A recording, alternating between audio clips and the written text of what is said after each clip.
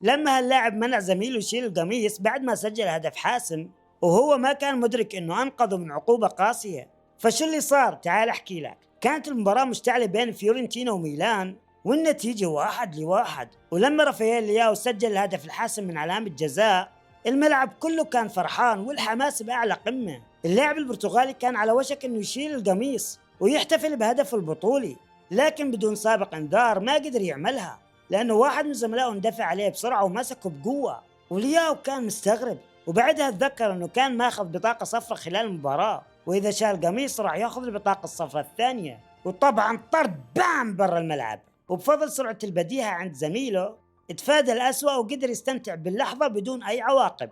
هالمشهد مليان توتر وبنفس الوقت فيه روح الفريق، وبوضح الذكاء الجماعي لفريق ميلان باللحظات الحاسمة. لايك واشتراك حتى لو ما بتشجع ميلان.